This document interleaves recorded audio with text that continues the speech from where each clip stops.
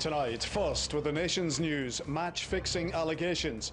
The National Crime Agency warns tomorrow's international against Nigeria could be a target. Failure of care. STV News learns East Ayrshire Council has come under fire following the drowning of a baby in his bath while his drug-addict parents were in the same flat. Concern in the East End. Residents near the Commonwealth Games venues clash with organisers over parking restrictions. And supporting students, Glasgow School of Art offers bursaries and studio space to those who had work destroyed by the fire.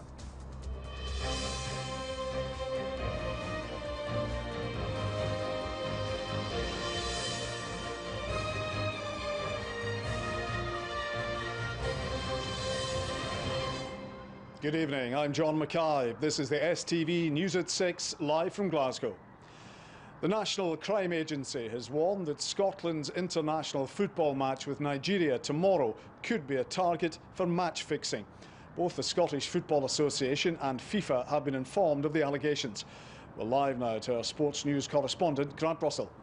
Yes, match fixing has previously been described as a scourge prevalent in football around the world, but it isn't until now it's darkened the door of Scottish football. Now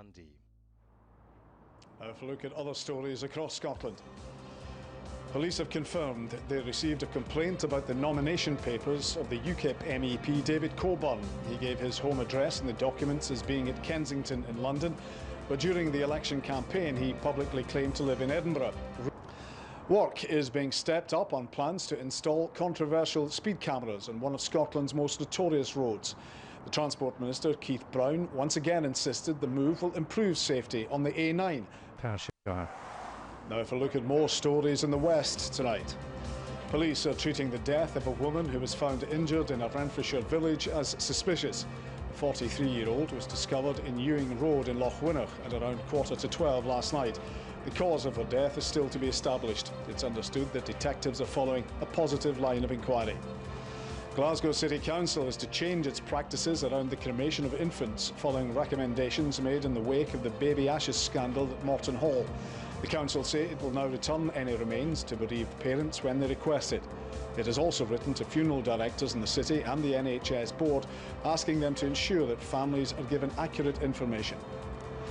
Karen Greenshields, STV News, Glasgow. And now over to Raman with all the sport across Scotland today.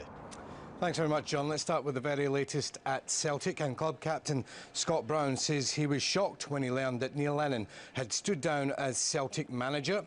Lennon quit last week after 4 years in the post. Brown has since spoken to the Northern Irishman, who is seeking a fresh challenge. Or 15 degrees Celsius. So that weather front is still with us, quite stubborn to clear away westwards. So I expect for central, southern and western parts again there'll be a fair amount of cloud around on Thursday. Most of that rain again on the light and showery side. But for Friday and Saturday, we should go back to drier and brighter weather. Bye-bye. On Scotland Tonight, the two most powerful women in Scottish politics, Nicola Sturgeon and Joanne Lamont, are in the studio. That's Scotland Tonight at 10:30. And just before we go, you may see that things look a little different tonight. That's because we'll have a new look from next week. The hair stayed in place. We'll be back here tomorrow. Good night. For everything you want from your city, download our STV Glasgow app.